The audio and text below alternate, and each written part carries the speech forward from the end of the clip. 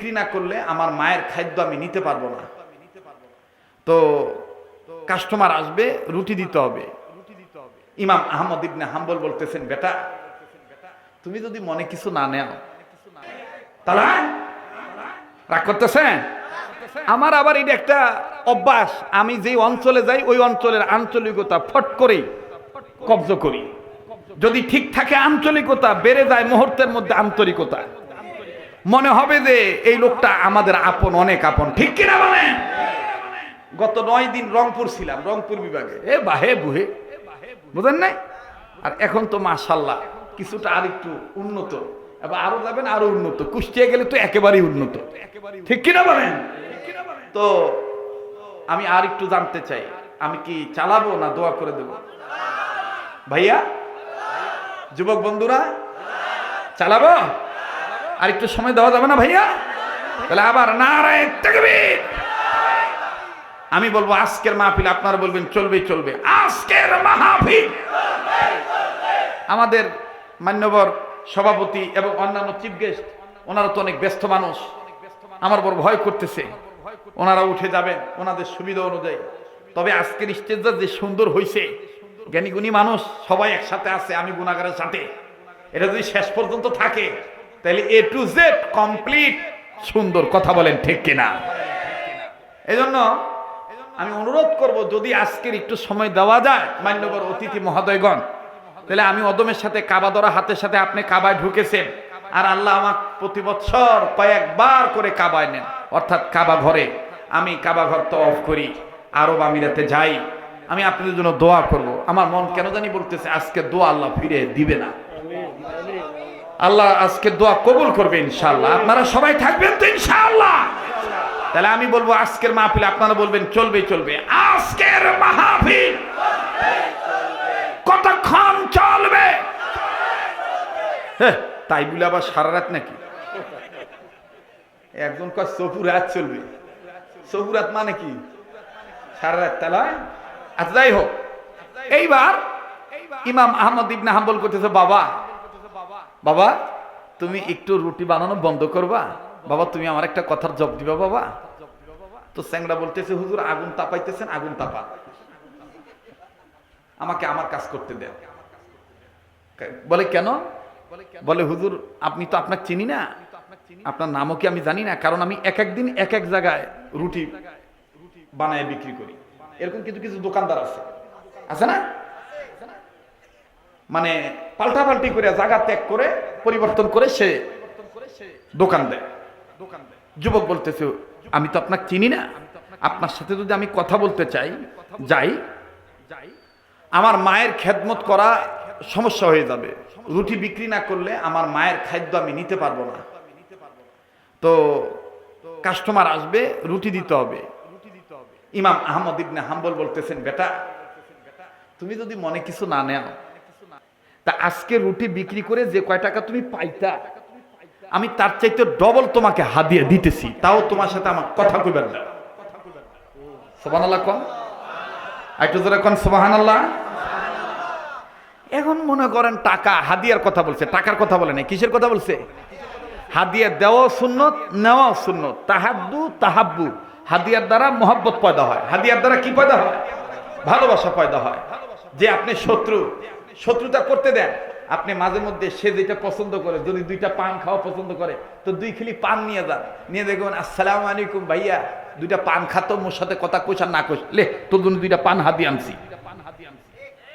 এবার দেখবেন আস্তে আস্তে দুঃসম্পর্ক কেটে যাবে, সুসম্পর্ক বজায় হবে। এবার ইমাম আহমদ ইবনে হাম্বল বলতেছেন, তোমাকে আমি আজকের পারিশ্রমিক হাদিয়া দিয়ে দিলাম অগ্রিম। এখন বলো তুমি এই যে খালি মতামতের সময় যে খালি আস্তাগফিরুল্লাহ আস্তাগফিরুল্লাহ বলো, কাহিনীটা কি? তুমি কি আস্তাগফিরুল্লাহ দ্বারা কিছু পাইছো? যুবক ডাক দিয়ে কয়, হুজুর কি বললেন এটা শোনেন গো হুজুর, এই আস্তাগফিরুল্লাহ বলার দ্বারা আমি 3 জিনিসের মধ্যে 2টা পাইছি, একটা এখনো পাই নাই। ইমাম আহমদ ইবনে হাম্বল বললেন, কোন 2টা তুমি পাইছো আর কোনটা পাও নাই বলো?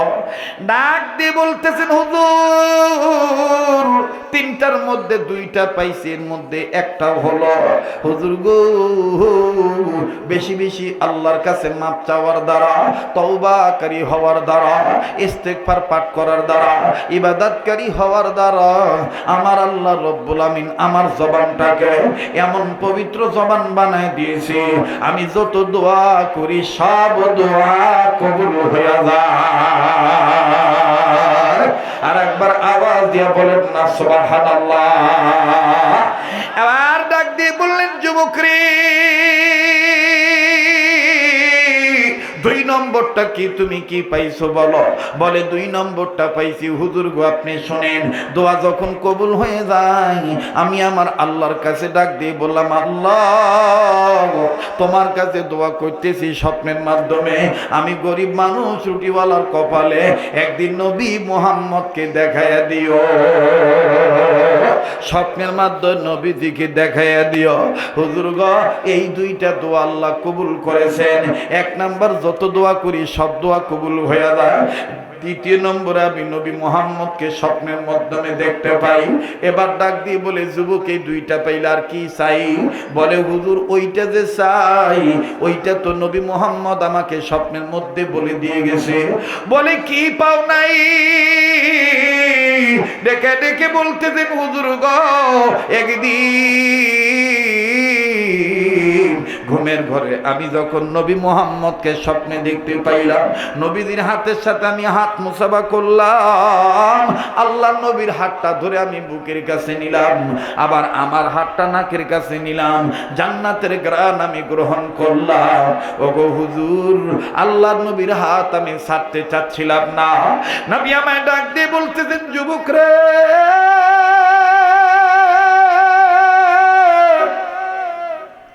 তুমি আমায়, আমি নবী মুহাম্মদের হাত কেন ছাড়তে চাও না? আমি যুবক তখন বলেছিলাম, নবীজি গো আমি আপনার কাছে জানতে চাই, এই যে আপনার হাত ধরেছি হাসরের ময়দানে এইভাবে আপনার হাত ধরে আপনার সাথে জান্নাতে আমার নেবেননি? আল্লাহু আকবার। ইমাম আহমদ ইবনে হাম্বল অবাক হইয়া আগায় গেছে, আগায় যায় ডাক দিয়ে বলতেছেন, বাবা রুটিওয়ালা তারপরে নবী তোমায় কি বলছি? নবী তখন বলেছেন, হারে হা যুবক শোনো শোনো, আমি তোমারে হাসর ময়দানে আমার হাত ধরে তোমার হাতের সাথে হাত লাগাইয়া আমি নবীজি তোমার নিয়ে জান্নাতে যাইতে পারি, তবে শর্ত আছে। বলে কি শর্ত?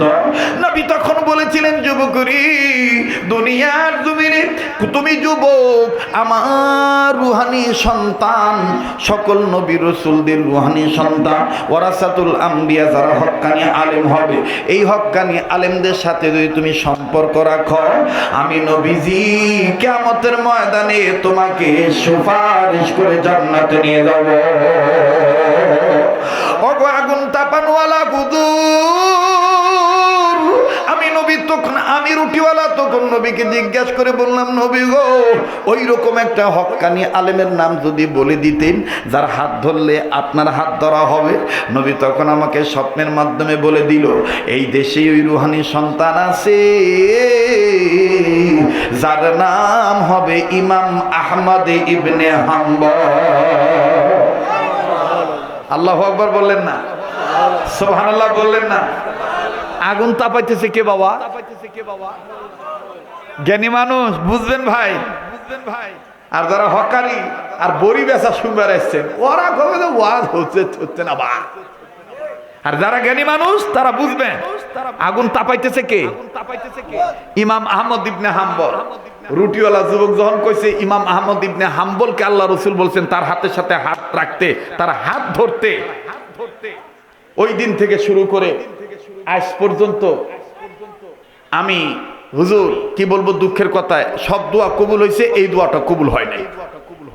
এই যে আল্লাহর কাছে বলতেছি ইমাম আহমদ ইবনে হাম্বল দেখবার চাই, তার হাত ধরে বায়াত হইতে চাই, কিন্তু দিন যায়, রাত যায়, মাস যায়, কত সময় চলে গেল, ইমাম আহমদ ইবনে হাম্বল রে হুজুর পাইলাম না। এখন ইমাম আহমদ ইবনে হাম্বল ফট করে শাহাদাত আঙ্গুলের, ডাইন হাতের শাহাদাত আঙ্গুলের মধ্যে কামড় দিয়ে বলতেছে, সুবহানাল্লাহ, নবীজি তোমার স্বপ্নের মধ্যে তোমার ইমাম আহমদ ইবনে হাম্বলের নাম বলছে? বলে হ্যাঁ, আপনার মতন হুজুর না। সুবহানাল্লাহ কবির না,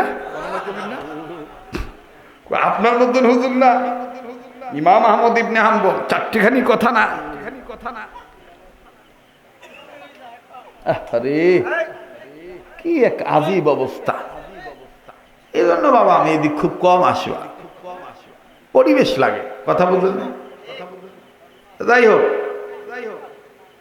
এইবার ইমাম আহমদ ইবনে হাম্বল ডাক দিয়ে বলতেছে, আচ্ছা যুবক, নবীজি তোমাকে বলে নাই ইমাম আহমদ ইবনে হাম্বলকে দেখতে কেমন হবে?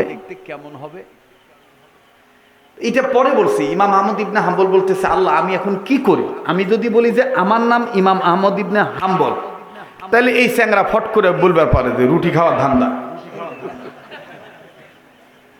কি খাওয়ার ধান্দা? রুটি খাওয়ার ধান্দা। রুটি খাওয়ার ধান্দা না বললেও বলবে যে ভাব নিচ্ছেন, খায়া কাম নাই, আপনি ইমাম আহমদ ইবনে হাম্বল। আল্লাহ আমি এখন কি করি?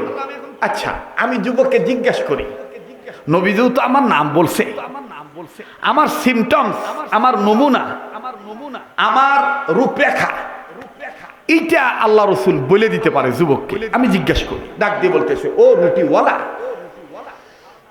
ও রুটিওয়ালা, ইমাম আহমদ ইবনে হাম্বলকে দেখতে কেমন হবে তুমি জিজ্ঞেস করো না রসুলকে?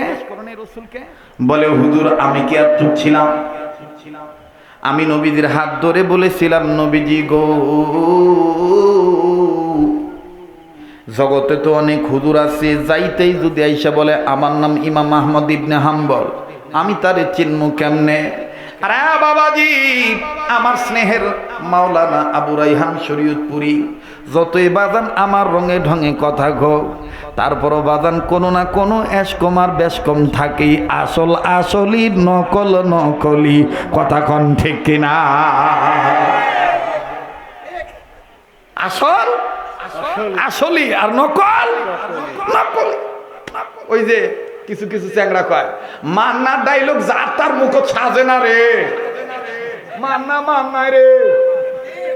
মাঝে মধ্যে চ্যাংরা গুলো এরকম করে কয় আর কি। রাগ করতেছেন নাকি? কেবা আকাশ খারাপ, দেবতা ডাকিচ্ছে না? বৃষ্টি যদি ঠেকাইতে না পারি তে হুজুর হসি কারে? কথা হয় না, কথা বলেন। আল্লাহর কাছে বলে, আল্লাহকে বলে বৃষ্টি নামাইতে হবে, আল্লাহকে বলে বৃষ্টি বন্ধ করাইতে হবে, তাইলে তুমি প্রকৃতপক্ষে ইবাদতকারী। সুবহানাল্লাহ বলেন।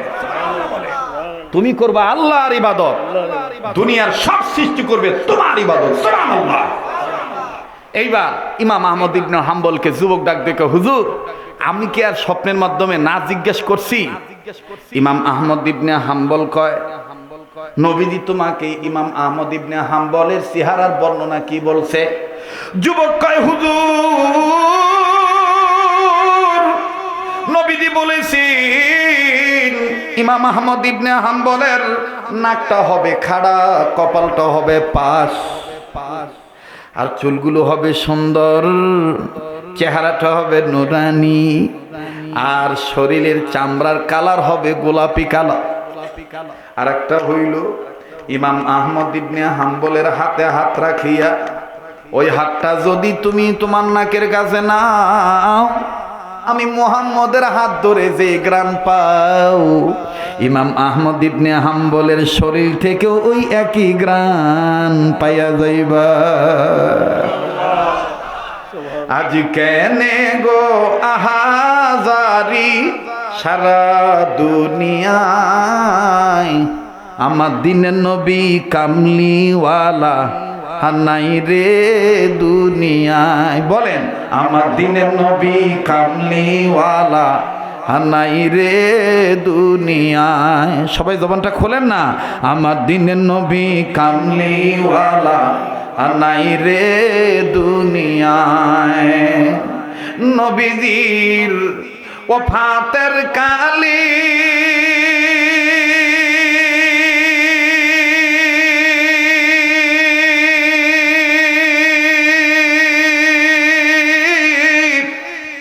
বনেরা যত পশু পাখি সবাই কান্দে,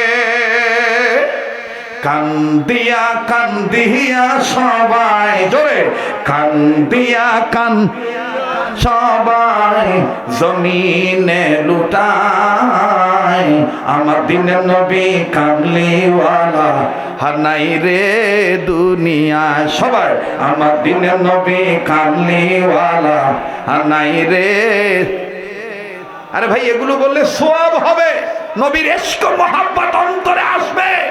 আর